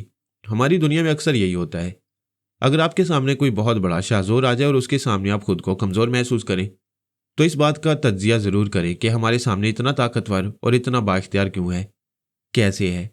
तब पता चलेगा कि एक गुंडा अपनी जात में पहलवान नहीं होता। वो चंद बदमाशों की एक टोली बनाकर गोया एक छोटी सी फौज बना लेता है, फिर थाने वालों को भत्ता देकर कानून को कमजोर बना देता है। इस तरह शरीफ और पुरअमन शहरियों के सामने एक ताकतवर और नाकाबिले शिकस्त इंसान बन जाता है। मास्टर की जैसे लोग भी ऐसे ही तरीक़ेकार के मुताबिक शाहजोर और नाकाबिले शिकस्त कहलाने लगते हैं। मास्टर की के पास जहानत थी, जिस्मानी कुव्वत थी। उसके पास जान पर खेल जाने वालों की एक बहुत बड़ी तादाद थी। ऐसे चोर, बदमाश और जासूस किस्म के लोग थे जो बड़े बड़े मुल्कों में रहते थे और आला ओहदेदारों से दोस्ती करते थे। उनमें मास्टर की से ताल्लुक रखने वाली हसीन तरीन औरतें भी थीं, जो मुख्तलिफ ममालिक के अहम राज चुरा कर लाती थीं। उनके जरिए उन ममालिक को ब्लैकमेल किया जाता था। इन हथकंडों पर अमल करते हुए मास्टर की बैनुल अक़वामी सतह पर एक बहुत बड़ा मुजरिम बन गया। फिर दहशतगर्दी के रुझान ने उसकी ताकत को और बढ़ा दिया। कोई भी बड़ा मुल्क उसे पहली फुर्सत में गोली मार देना चाहता था, लेकिन उसे खुश भी रखना चाहता था। वो हर बड़े मुल्क के गले में हड्डी की तरह फंसा हुआ था। ना कोई उसे निगल सकता था, ना उगल सकता था। मुझसे तनहा मुकाबले के दौरान वो शिकस्त खा चुका था, लेकिन मैं जानता था मुझसे दूर जाने के बाद फिर एक ताकतवर इंसान बन जाएगा और अपने तमाम तर इख्तियारात को बरूए कार लाकर मुझे अपने चैलेंज के मुताबिक माजूर बनाने की कोशिश करेगा और फातिहाना अंदाज में दुनिया वालों के सामने मेरा इबरतनाक अंजाम पेश करेगा। ये उसका ख्वाब था, उसका इरादा था, उसका अज़्म था, और मैंने भी अपना एक इरादा जाहिर कर दिया था कि उसकी मौत मेरी किसी साथी औरत के हाथों से होगी। वो लेडी सेक्रेटरी उसे दूसरे रास्ते से गार के बाहर ले आई। उसने खुली फिजा में पहुंचकर चारों तरफ तारीकी में देखा। फिर उसने सेक्रेटरी को देखते हुए पूछा, तुमने गार में क्या देखा? सेक्रेटरी उसके सवाल का मतलब ना समझ सकी। उसने पूछा, आप क्या मालूम करना चाहते हैं? यही कि तुमने फरहाद को देखा? हाँ, मुझे पहले ही शुबा था वो फरहाद है, मगर उसने जाने किस तरह मेडिकल रिपोर्ट में तब्दीली करा दी थी। मैं इतनी तफसील नहीं पूछ रहा हूं। क्या तुमने ये देखा कि मैं फरहाद के सामने बेबस हो गया था? हाँ, मुझे इस बात का अफसोस है। क्या तुमने देखा कि वो मेरी जान ले सकता था, लेकिन उसने मुझे जिंदगी खैरात कर दी? हाँ, मैंने ये भी देखा। मुझे उस पर बड़ा गुस्सा आ रहा था। मैं तुम्हें गुस्सा करने के लिए जिंदा नहीं छोड़ूंगा। वो चौंक कर बोली, आप क्या कह रही हैं? अचानक ही मास्टर की ने उसकी गर्दन दबोच ली, फिर कहा, मैं शरीफों की दुनिया में इज्जतदार हूं, मुजरिमों की दुनिया में खतरनाक हूं। मेरे नाम से बड़े बड़े मुजरिम सहम जाते हैं। बड़े बड़े ममालिक मेरी खुशामदी करते हैं। अगर उन्हें मालूम हो गया कि मैं फरहाद से शिकस्त खा चुका हूं और उसने ये जिंदगी खैरात की है तो मैं किसी को मुंह दिखाने के काबिल नहीं रहूंगा। वो लरजते हुए बोली, मैं किसी से कुछ नहीं कहूंगी, अपनी जुबान बंद रखूंगी। मैं जानता हूं तुम बहुत वफादार हो, तुमने मेरी बड़ी खिदमत की है। क्या तुम मेरी खातिर अपनी जान कुर्बान नहीं कर सकती? कभी जान देने का वक्त आया तो ये भी कर दिखाऊंगी। यही वक्त है, अभी जान दे दो, मेरे काम आओ। मेरी इस बेइज्जती को हमेशा के लिए अपनी मौत की गोद में छुपा लो। ये कहते उसने अपने हाथों की गिरफ्त सख्त कर दी, उसकी गर्दन दबाता चला गया। हत्ता कि लेडी सेक्रेटरी के दीदे फैल गए, हाथ पांव ढीले पड़ गए, वो हमेशा के लिए साकित हो गई। जब उसे यकीन हो गया कि वो हमेशा के लिए सर्द पड़ चुकी है तो उसने बेजान जिस्म को उस चट्टान पर छोड़ दिया। पीछे हटकर उस पर एक नजर डाली, इसके बाद उधर देखा जहां वो गार के अंदरूनी हिस्से से निकल कर आया था। उसके दिमाग ने कहा, यहां से फौरन निकल जाना चाहिए वरना फरहाद आ सकता है या लेडी रोजीना की मुसल्ला औरतें इधर का रुख कर सकती हैं। वो तेजी से पलट कर जाने लगा। कुछ दूर निकलकर उसने जेब में हाथ डाला, फिर छोटा सा ट्रांसमीटर निकालकर राब्ता कायम करने लगा। उसकी सोच से पता चला उसके तकरीबन 400 अफराद लेडी रोजीना के फार्म का मुहासरा किए हुए थे। उनके पास छोटे बड़े हथियारों के अलावा मशीन गन्नें भी थीं। गोया एक छोटी सी फौज ने बड़ी कामयाबी से मुहासरा किया हुआ था। वो उस फौज के कमांडर से राब्ता कायम करके कहना चाहता था कि फायर खोल दिया जाए और इस फार्म की ईंट से ईंट बजा दी जाए। जैसे उसने कोड वर्ड्स इस्तेमाल करके कमांडर को मुखातिब किया, मैं उसके दिमाग पर काबिज हो गया। वो मेरी मर्जी के मुताबिक कहने लगा, मैं मास्टर की हुक्म दे रहा हूं, मुहासरा खत्म कर दिया जाए। लेडी रोजीना से समझौता हो चुका है। तुमने जहां कैंप बनाया है ठीक उसके सामने वाली पहाड़ी के ऊपर मैं इंतजार कर रहा हूं। मेरे लिए एक हेलीकॉप्टर रवाना कर दो, दूसरी तरफ से कहा गया। अभी आपके अहकामात की तामील हो जाएगी। इधर मास्टर की ने राब्ता खत्म किया, उधर मैं उस कमांडर के दिमाग में पहुंच गया। लेडी रोजीना के फार्म को घेरने के बाद चारों तरफ महाज बनाए गए थे। कमांडर ने हर महाज के गनमैन को मुखातिब किया। हर महाज पर 4 भारी किस्म की मशीन गन्नें थीं। उन मशीन गनों को चलाने वाला गनमैन कहलाता था। कमांडर ने हुक्म दिया कि मुहासरा खत्म कर दिया जाए और अपने जांबाजों को लेकर कैंप 0 में पहुंचा जाए। उन्हें वापस ले जाने के लिए हेलीकॉप्टर्स पहुंचने वाले हैं। उसने जिस गनमैन से भी राब्ता कायम किया, मैं उस गनमैन की आवाज़ सुनता गया और उसके लबे लहजे को याद रखता गया। इन जरूरी मामलात से निमटकर मैं फिर कमांडर के दिमाग में आया। उस वक्त मास्टर की ने दोबारा उससे राब्ता कायम किया था और उससे पूछ रहा था, थोड़ी देर पहले मैंने तुम्हें क्या अहकामात जारी किए थे? कमांडर ने ताज्जुब से पूछा, क्या बात है? तुमने अहकामात नाजिल किए और चंद मिनटों में भूल गए? तुम्हारी तबीयत तो ठीक है? मैं कुछ परेशान हूं, मुझसे सवाल जवाब ना करो, बताओ मैंने क्या अहकामात दिए थे? तुमने कहा था लेडी रोजीना से समझौता हो गया है, लिहाजा मुहासरा खत्म कर दिया जाए। तुम्हारे हुक्म के मुताबिक हमारे जांबाज वहां से रुखसत हो रही हैं। वो चीख कर बोला, ओ नो, मैंने ऐसा हरगिज नहीं कहा था, तुमने सुनने में गलती की है। प्लीज मुझे इल्जाम ना दो, तुमने जो कहा उस पर अमल किया गया है।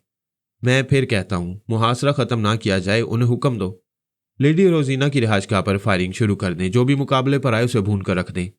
मास्टर की, मैं ये समझने पर मजबूर हूं कि तुम टेलीपैथी के जेरे असर हो। क्या फरहाद से सामना हुआ था? वो गुस्से से बोला, यू नॉनसेंस, फरहाद की क्या मजाल है कि मुझसे सामना कर सके? जिस दिन वो मेरे सामने आएगा मैं अपने चैलेंज के मुताबिक माजूर बना दूंगा। मैं जो कह रहा हूं फौरन उस पर अमल करो, वरना हमारे आदमी मुहासरा खत्म करके चले जाएंगे। इससे पहले कि कमांडर उसके अहकामात के मुताबिक फिर तब्दीलियां लाता और उन्हें फायरिंग का हुक्म देता, मैं एक गनमैन के पास पहुंच गया। वो लोग वहां से कूच की तैयारी कर रहे थे। मैंने उसकी मशीन गन का रुख अपने ही आदमियों की तरफ मोड़ दिया। चंद सेकंड के बाद ही तड़ातड़ फायरिंग की आवाज के साथ उन जाबाजों की चीखें रात के सन्नाटे में दूर तक गूंजने लगी। वो मरते मरते चीख रहे थे, बुड़बुड़ा रहे थे, पूछ रहे थे ये क्या हरकत है, अपने ही लोगों पर क्यों फायरिंग की जा रही है। उन बुड़बुड़ाने वालों में से एक ने गनमैन को गोली का निशाना बनाया। वो अपना सीना थामकर मशीन गन के पास गिर पड़ा, लेकिन जिसने फायर किया था उस बुड़बुड़ाने वाले के दिमाग का दरवाजा खुल गया था। मैं उसे दौड़ाता हुआ मशीन गन के पास ले गया। फिर वो गनमैन की जगह अपने आदमियों को गोलियों से छलनी करने लगा। मैं उसे छोड़कर दूसरे महाज के गनमैन के पास गया। वो लोग फायरिंग की और अपने लोगों की चीखों की आवाजें सुनकर सोच में पड़ गए थे कि मामला क्या है। मैंने उनके साथ भी यही सलूक किया। वहां के गनमैन ने भी अपने आदमियों पर फायरिंग शुरू कर दी। मैं यके बाद धीरे हर महाज पर पहुंचता गया और वहां की मशीन गनों को उनके ही खिलाफ इस्तेमाल करता गया। लेडी रोजीना के मुसल्ला आदमी अनाड़ी नहीं थे, वो भी तरबियत याफ्ता थे। जब उन्होंने अपने फार्म की अतराफ फायरिंग की आवाज़ सुनी तो जवाबी फायरिंग शुरू कर दी। नतीजा ये हुआ कि मुहासरा करने वाले 2 तरफा फायरिंग के दरमियान घिर गए और मैदान छोड़कर भागने लगे। कमांडर अपने कैंप में बैठा ट्रांसमीटर के सामने चीख चीख कर हर महाज के गनमैन को मुखातिब कर रहा था, मगर दूसरी तरफ से जवाब नहीं मिल रहा था। उसने ट्रांसमीटर के जरिए फिर मास्टर की से रब्ता कायम किया। आखिर बात क्या है? मेरे किसी भी गनमैन से रब्ता कायम नहीं हो रहा है। मुझे कोई जवाब नहीं दे रहा है। ऐसा लगता है जैसे हमारे आदमी मरते जा रही हैं। फायरिंग की आवाज़ मास्टर की तक पहुंच रही थी। फिर एकदम से खामोशी छा गई। उसने सर उठाकर दूर तक देखा। चूंकि वो पहाड़ की बुलंदी पर था इसलिए फार्म नजर आ रहा था। चांदनी रात थी। लड़ने वाले दोस्त और दुश्मन वाज़े तौर पर नजर नहीं आ रहे थे, लेकिन फायरिंग के दौरान शोलों की लपक दिखाई देती थी। वो शोले भी बुझ गए। फायरिंग यकायक बंद हो गई थी। उसने ट्रांसमीटर के जरिए कमांडर से कहा, अब गनमैन को मुखातिब करो। बात क्या है? फायरिंग क्यों रुक गई है? दूसरी तरफ से जवाब मिला, क्या खाक मुखातिब करूं? वहां जवाब देने वाला कोई नहीं रहा। जो जिंदा बच गए होंगे वो मैदान छोड़ चुके होंगे। मास्टर की सर थाम कर बोला, ओ गॉड, ये क्या हो गया? कमांडर ने पूछा, आखिर मामला क्या है?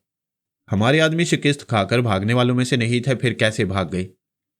हमारे पास भारी मशीन गन्ने थी और हमारी मालूमात के मुताबिक लेडी रोजीना के आदमियों के पास सिर्फ राइफलें और स्टेन गन्ने हैं।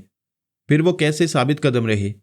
मास्टर की ने झुंझला कर कहा, इस फौज के कमांडर तुम हो, तुम्हें उनकी शिकस्त के असबाब मालूम होने चाहिए, लेकिन जवाब मुझसे तलब कर रहे हो। मास्टर की, तुम ही इस मामले में जवाब दे हो। तुम कुछ छुपा रहे हो। मैं हेडक्वार्टर को अपनी शर्मनाक शिकस्त की इतला दे रहा हूं। वो ट्रांसमीटर के जरिए हेडक्वार्टर से राब्ता कायम करने लगा। मैंने मास्टर की के पास आकर देखा। वो भी उसी वक्त हेडक्वार्टर से राब्ता कायम कर रहा था। मैं उसे शिकस्त देने के बाद, उसके दिमाग पर कब्जा जमाने के बाद उसके हाल पर छोड़ सकता था। बाद में मालूमात फराहम कर सकता था, मगर पहले उसके दिमाग ने बता दिया था कि उसके पीछे बहुत से अहम अफराद हैं जिनके सामने वो जवाबदेह है। मास्टर की अगर किसी के सामने जवाबदेह है तो इसका मतलब यही हो सकता था कि मैं सिर्फ उसी मास्टर की तक पहुंच सका हूं जिसने मुझे माजूर बना देने के सिलसिले में चैलेंज किया था। वरना वो जिस तंजीम से ताल्लुक रखता था उसके अहम अफराद मास्टर की से भी ज्यादा अहम होंगे। शायद इसीलिए वो तंजीम मास्टर की सिंडिकेट कहलाती थी। सिंडिकेट का मतलब यही होता है कि उसका सरगना कोई एक ना हो, कई अहम अफराद मिलकर उस तंजीम को चलाते हों। मैं कमांडर के दिमाग में था। उसने किसी से राब्ता कायम कर लिया था। दूसरी तरफ से कहा जा रहा था, इंतजार करो। जिसने इंतजार करने के लिए कहा, मैं उसके दिमाग में पहुंच गया। वो एक ऐसे कमरे में बैठा हुआ था जो टेलीफोन एक्सचेंज के तौर पर इस्तेमाल होता था। वो एक ट्रांसमीटर के सामने था। उसने ट्रांसमीटर को ऑफ करने के बाद टेलीफोन लाइन के एक बटन को दबाया। दूसरी तरफ से थोड़ी देर खामोशी रही। फिर किसी की भराई हुई आवाज सुनाई दी, हाँ बकवास करो। बकवास करने वाले ने कहा, योर ऑनर, कमांडर डेजरोफोर आपसे गुफ्तगू करना चाहता है। ठीक है, मेरा पर्सनल ट्रांसमीटर ऑन करो। मैंने ख्याल खुआने की परवाज की। फिर बोलने वाले के दिमाग में पहुंच गया। उसी वक्त उसने सांस रोकी। दूसरे ही लम्हे सांस छोड़ते हुए मुस्कुराते हुए बोला, आखा फरहाद अली तैमूर, खुश आमदीद। भाई, मैं तो पर्सनल ट्रांसमीटर ऑन करने के लिए कह रहा था और तुम ऑन होने से पहले ही दिमाग में ऑन हो जाते हो। बाय द वे, क्या मास्टर की तुम्हारे फेर में आ गया है? मुझे मायूसी हुई है। खोदा पहाड़ निकला चूहा। उसने पलंग पर से उठते हुए कहा, फरहाद मेरे बच्चे, तुम्हें मायूस नहीं होना चाहिए। तुमने बेशक पहाड़ खोदा मगर चूहा नहीं निकला। उस चूहे के पीछे भागते हुए मुझ तक आ पहुंचे हो। मैं क्या हूं ये तुम्हें रफ्ता रफ्ता मालूम होगा। उसके बोलने के दौरान मैंने उसका नाम मालूम कर लिया। जैसे ही वो खामोश हुआ, मैंने कहा, अच्छा तो तुम भगवान हीरा स्वामी हो। बहुत खूब। ये टेलीपैथी किसी कंप्यूटर से कम नहीं है। हम जितना बोलते हैं तुम उससे ज्यादा मालूम कर लेते हो। मैं चाहूंगा कि मुझे मालूमात हासिल करने की जहमत ना उठाना पड़े। तुम खुद ही अपने मुतालिक उगलते जाओ। ऐसी जल्दी भी क्या है? फिलहाल इस जगह को देखो जहां मैं हूं। वो जहां था वहां चारों तरफ आईने की दीवारें थीं, यानी ठोस दीवारें नजर नहीं आती थीं। सिर्फ आईने ही आईने थे। उस कमरे के वस्त में खड़ा हुआ भगवान हीरा स्वामी आईना दर आईना दिखाई दे रहा था। जिधर नजर उठा के देखो दूर तक वही जलवानुमा था। उसने हंसते हुए कहा, इस धरती के लोग कहते हैं भगवान को जहां ढूंढोगे वहां पाओगे, और मेरा नाम भगवान हीरा स्वामी है। खुद को भगवान कहने वाला कद्दयावर था। सेहत अच्छी थी। चेहरे पर घनी दाढ़ी थी जो सीने पर पहुंच रही थी। उसने बहुत ही कीमती स्लीपिंग सूट पहन रखा था। जिनके पास दौलत की फरावानी होती है वो सोते वक्त भी ऐसा लिबास पहनते हैं जिसकी कीमत का हिसाब लगाया जाए तो उस रकम से किसी गरीब मुल्क में एक छोटी सी इंडस्ट्री कायम हो सकती है। मेरी इस बात में मुबालगा नहीं है, उसकी सोच बता रही थी।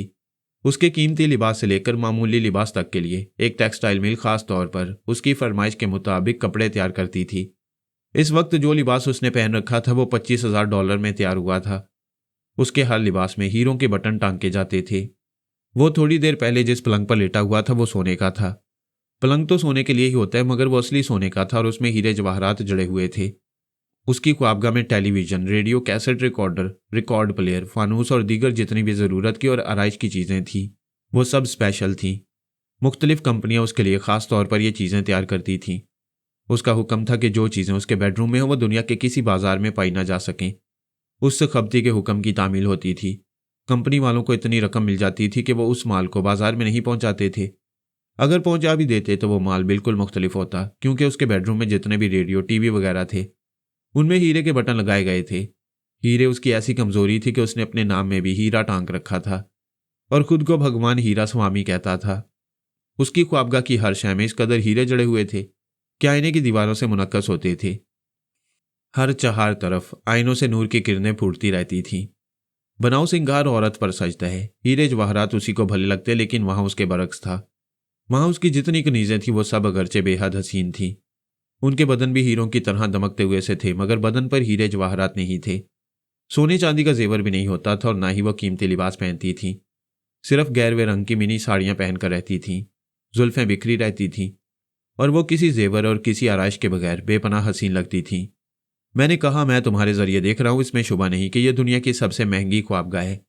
उसने कहा, यह कुछ भी नहीं है। ख्वाबगाह का सिर्फ वो हिस्सा है जहां मैं आराम से सोता हूं। यह ख्वाबगाह एक बहुत बड़ी दुनिया है, किताब के वर्ग की तरह खुलती चली जाती है। मैं अभी दिखाता हूं। उसने आगे बढ़कर पलंग के सरहाने पहुंचकर एक बटन को दबाया, फिर कहा, मैं गम गलत करना चाहता हूं, एक नादीदा मेहमान मेरे साथ है। फिर उसने बटन ऑफ करने के बाद मुझसे कहा, मैंने मास्टर की को नेक मशवरा दिया था कि वो तुम्हें चैलेंज ना करे। आखिर एक इंसान दूसरे इंसान को चैलेंज करके उसे मुकाबले के लिए ललकार के क्या हासिल कर लेता है? या जीत उसके हिस्से में आती है या हार मुकद्दर बन जाती है। इसके बरक्स मोहब्बत और दोस्ती का रास्ता इख्तियार करें तो मुकद्दर में सिर्फ जीत ही जीत होती है। वो बोलता हुआ आईने की दीवार के पास पहुंच गया। फिर उसने दोनों हाथ उठाकर कहा, खुल जा सिमसिम। पहले तो मेरी समझ में यही आया कि वो अलिफ लैलवी अल्फाज इस्तेमाल करके तसव्वुरात की दुनिया में पहुंचाना चाहता है, लेकिन ऐसा कहते ही वो आईने की दीवार एक तरफ हटने लगी। उसके पीछे मुझे एक स्विमिंग पूल नजर आया। मैंने दुनिया देखी है, नगर नगर घूमता रहा हूं, बड़े बड़े होटलों के स्विमिंग पूल में गुसल करता रहा हूं, मगर मैंने इतना खूबसूरत और इतना आराइशी स्विमिंग पूल कभी नहीं देखा। उसकी सोच ने बताया, उसने इस स्विमिंग पूल की तैयारी में $2 लाख खर्च किए हैं। इसमें जो पानी होता है वो खुद ब खुद मुसफ़ा होता जाता है। मछलियों से शौक रखने वाले लोग तरह तरह की रंग बिरंगी मछलियां खरीद कर फिश एक्वेरियम में रखते हैं। उसने दुनिया की हसीन तरीन लड़कियों को खरीद रखा था जो मुख्तसर से तैराकी के लिबास में तैर रही थीं। वहां मुख्तलिफ रंगारंग रोशनियों का ऐसा इंतजाम था कि पोल के पानी का रंग बदलता रहता और उसमें तैरने वाली लड़कियां जल परियां लगती थीं। उसने मुस्कुराते हुए कहा, यह मेरा हमाम है। मैं बचपन ही से पानी से डरता आया हूं, इसलिए तन्हा गुसल नहीं करता। ये परियां मुझे गुसल कराती हैं। फिर उसने एक चुटकी बजाते हुए कहा, बंद हो जा सिमसिम, और वो आईने की दीवार सिरकती भी बराबर हो गई। स्विमिंग पूल नजरों से ओझल हो गया। वो एक तरफ चलता हुआ गया, फिर आईने की दूसरी दीवार के सामने खड़े होकर बोला, खुल जा सिमसिम। आईने की वो दीवार भी सिरकती हुई एक तरफ गई। नया मंजर सामने आ गया। मैं उसके दिमाग में बैठा किसी इंदर सभा में पहुंच गया था। रंगारंग लिबास वाली लड़कियां रक्स कर रही थीं। उनका रक्स उनका हुस्न और उनकी अदाएं देखने से ताल्लुक रखती थीं। सिर्फ उनके लिबास ही रंगीन नहीं थे, रंगारंग रोशनियों के दिन तुलू हो रहे थे और सब रंग रातें जवान हो रही थीं। हुस्न से भरपूर और शराब से चूर चूर अप्सराएं इधर से आती थीं, बिजली की तरह चमकती थी और उधर हो जाती थीं। निगाहें एक जगह ठहर नहीं पाती थीं। एक बिजली की जगह दूसरी बिजली चमकने लगती थी। मैंने उसे मुखातिब किया, हीरा स्वामी, मुझे भगवान हीरा स्वामी कहो। कोई जरा सी अकल रखता वो भी तुम्हें भगवान नहीं कहेगा। मैं ये ख्वाबगा देखकर मान गया कि तुम बला के अय्याश हो। मुझे गाली ना दो, मैं खुश जौक हूं। उसने नजर रखता हूं, जो कोई ना रखता हो ऐसा जिगर रखता है। उसके चुटकी बजाते ही वो आईने की दीवार बराबर हो गई। वो दूसरी तरफ बढ़ते हुए बोला, बाय द वे फरहाद, उसने नजर के मामले में तुम्हारा रिकॉर्ड भी कुछ अच्छा नहीं है। क्या इसीलिए तिलिस्मे होशरुबा में गुम करना चाहते हो? अपनी हकीकत नहीं बताओगे? देखना चाहते हो तो हकीकत जरूर देखो। उसने हाथ उठाकर फिर कहा, खुल जा सिमसिम। उसके सामने वाले आईने की दीवार सिरकने लगी। एक ऐसा ऑडिटोरियम नजर आया जिसे मैं पहले भी कहीं देख चुका था। मुझे फौरन ही याद आ गया। मैंने रेहाना और करमदाद वगैरह के जरिए उस ऑडिटोरियम को देखा था। उस हॉल के वस्त में एक गोल स्टेज नुमा चबूतरा था। उससे चबूतरे पर 6 रिवॉल्विंग कुर्सियां रखी हुई थीं। भगवान हीरा स्वामी ने उधर देखते हुए आवाज दी, ऐ कुर्सी, तू कौन है? उसका सवाल सुनते ही एक रिवॉल्विंग चेयर घूम गई। उसका रुख भगवान हीरा स्वामी की तरफ हो गया। फिर कुर्सी से एक मर्दाना भारी भर कम सी आवाज सुनाई दी, मैं मास्टर की हूं। मगर साहब का मास्टर की मानिंद नादान नहीं हूं। मैं किसी को चैलेंज नहीं करता, जो करना होता है वो कर गुजरता हूं। भगवान हीरा स्वामी ने दूसरी तरफ कुर्सी की तरफ उंगली उठाकर पूछा, तू कौन है? वो कुर्सी भी घूमते हुए अपना रुख भगवान हीरा स्वामी की तरफ करते हुए बोली, मैं हूं मास्टर की। इसी तरह तीसरी कुर्सी ने भी घूमकर उसी तरह मर्दाना आवाज में कहा, मैं हूं मास्टर की। चौथी ने, पांचवी ने, छठी ने, सभी ने बारी बारी घूमकर मर्दाना भारी भरकम आवाज में कहा, मैं हूं मास्टर की, मैं हूं मास्टर की, मैं हूं मास्टर की। हीरा स्वामी, मैं समझ गया। मास्टर की सिंडिकेट में 7 अदद मास्टर की थे, जिनमें से एक मेरे हत्थे चढ़ गया, अब 6 रह गई हैं। क्या एक ही दिन में सारी मालूमात हासिल कर लोगे? आज के लिए इतना ही काफी है, अब यहां से जाओ। ये कहते उसने सांस रोक ली। कमबख्त बड़ा ही कमीना था। रुखसती अंदाज इख्तियार किए बगैर दिमाग से यूं निकाल दिया जैसे कचरा बाहर फेंक रहा हो। मैंने उसके दिमाग पर दस्तक दी, उसने फौरन ही सांस रोक ली। मुझे अपनी हालत पर हंसी आ गई। उसने अपने दिमाग के दरवाजे यूं बंद कर दिए थे जैसे मैं कुछ मांगने आया हूं और वो बंद दरवाजे के पीछे कह रहा हो, जाओ बाबा माफ करो। उसकी बातों से और उसके अंदाज से पता चल गया कि वो किसी को खातिर में नहीं लाता है।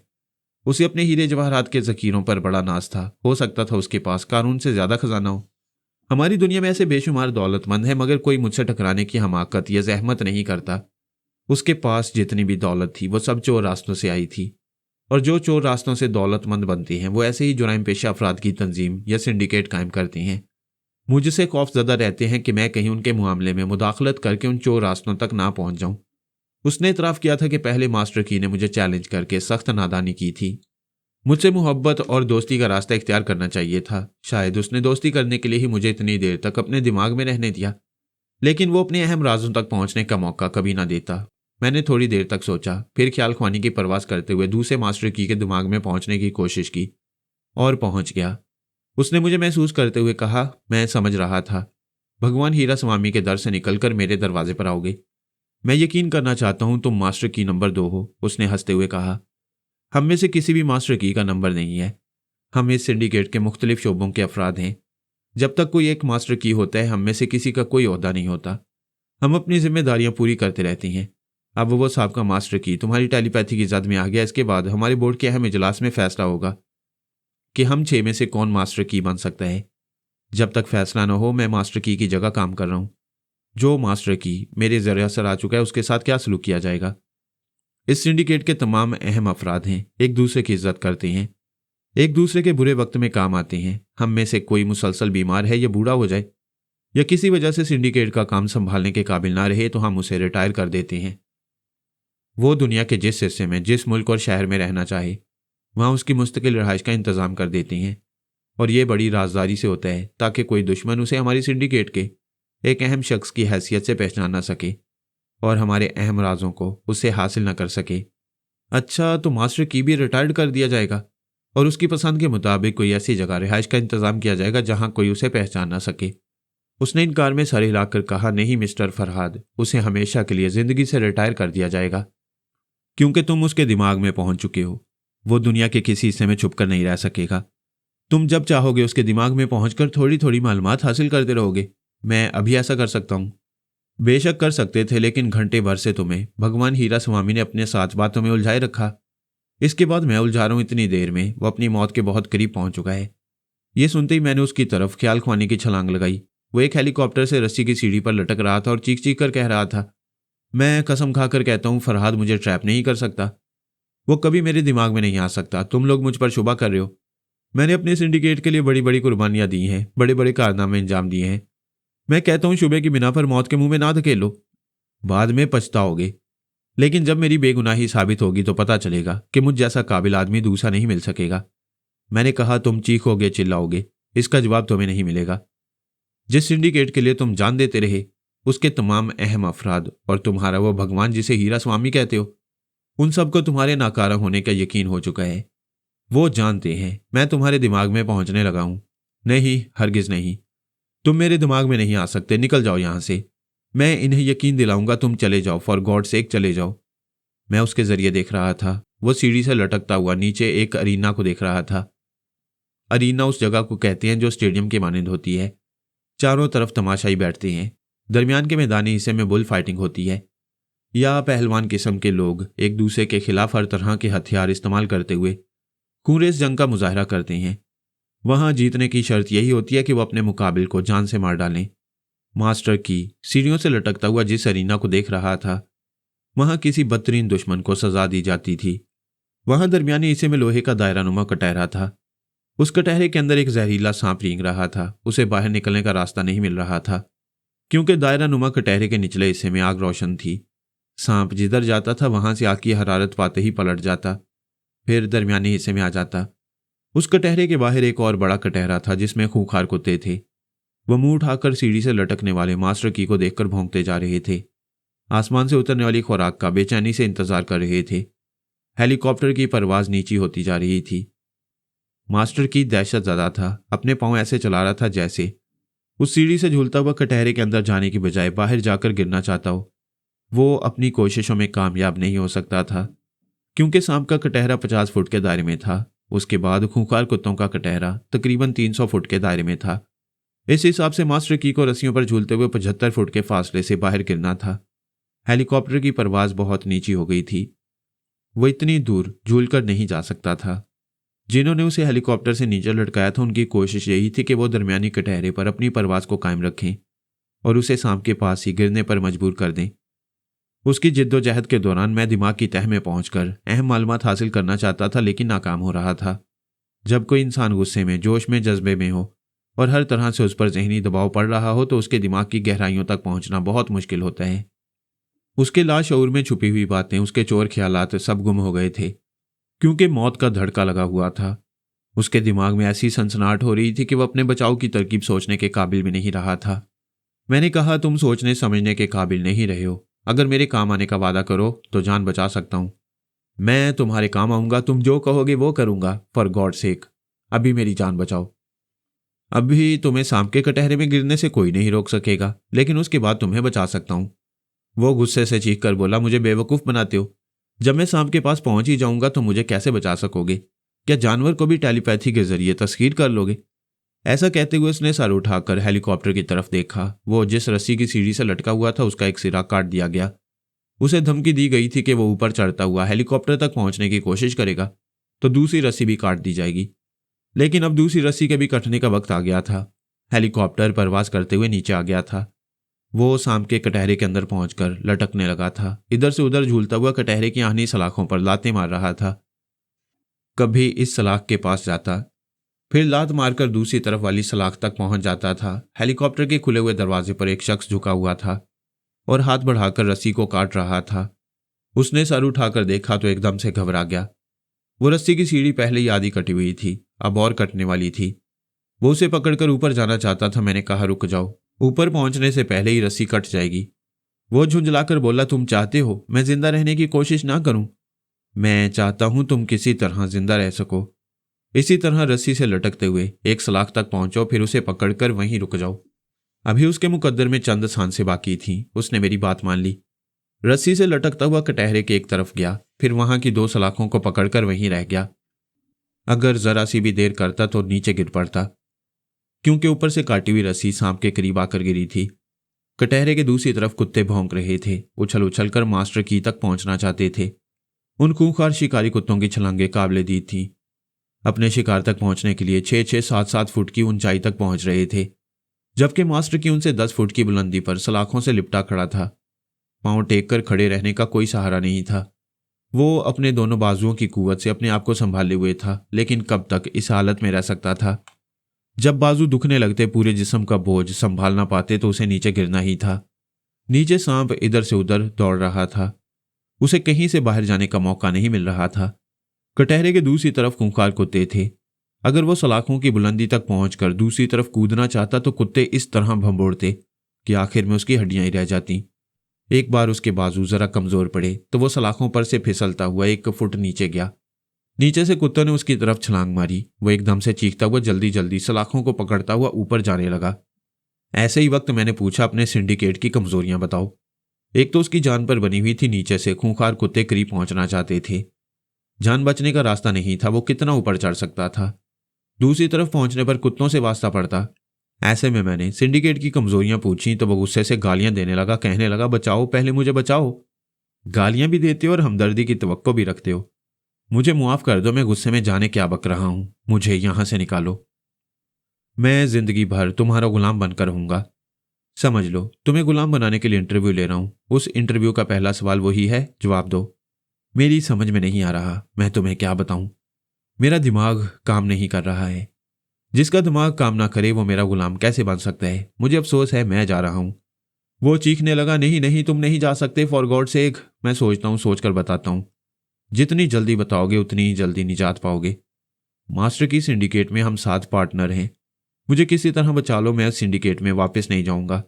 बाकी 6 पार्टनरों तक कैसे पहुंचा जा सकता है? बहुत मुश्किल है।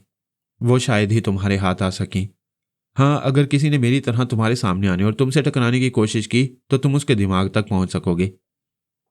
इंसान कितना ही संजीदा, बुर्दबार और मामला फहम हो, उसकी कुछ कमजोरियां होती हैं। अपने पार्टनर्स की कमजोरियां बताओ। हम तमाम पार्टनर एक दूसरे के मुताल्लिक कुछ ज्यादा नहीं जानते हैं। फिर कमजोरियां कैसे जान सकते हैं? अलबत्ता हम सब की कमजोरियां भगवान हीरा स्वामी के हाथ में हैं। हमने ऐसे ऐसे भयानक जुर्म किए हैं जिनके आश्कार होने के बाद किसी भी मुल्क की अदालत हमें सजाए मौत दे सकती है, या हमारे बेनकाब होने पर कोई भी दुश्मन हमें गोली मार सकता है। भगवान हीरा स्वामी तक पहुंचने का रास्ता बताओ।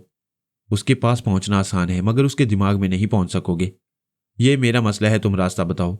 न्यूयॉर्क सेंट्रल इंटेलिजेंस ब्यूरो में भगवान हीरा स्वामी का रिकॉर्ड मौजूद है, उसे पढ़ लो, मालूम हो जाएगा। उसके रिकॉर्ड में हम 7 पार्टनर्स का जिक्र नहीं मिलेगा। मैंने पूछा, तुम्हारे धंधे क्या हैं? वो चीखते हुए बोला, तुम अपना उल्लू सीधा कर रहे हो, मुझे यहां लटका रखा है, प्लीज मुझे निजात दिलाओ। चीखने चिल्लाने से निजात नहीं मिलेगी, मेरे सवाल का जवाब दो। क्या जवाब दूं? हम 7 पार्टनर जुराइम की दुनिया में बड़े लंबे हाथ रखते हैं।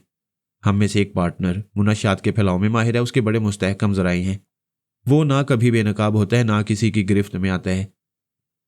दूसरा पार्टनर बड़े बड़े ममालिक से जदीद तरीन हथियार हासिल करने, फिर उन हथियारों को मतलूबा मुकामात तक पहुंचाने वाला वो खुफिया हाथ है जो किसी को नजर नहीं आता।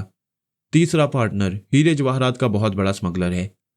इन बातों से अंदाजा कर सकते हो कि अपनी अपनी जगह हर पार्टनर बड़े मुस्तहकम जराए का मालिक है। ख्वाह छोटा मुल्क हो या बड़ा मुल्क हो, वहां के हुक्मरान या आला ओहदेदार हमारी मुट्ठी में होते हैं। वो अपनी दोनों मुट्ठियों से 2 आनी सलाखों को जकड़े हुए था। चीख कर कहने लगा, मेरे हाथ कमजोर पड़ने लगे हैं, मुझे बचाओ, मुझे यहां से निकालो।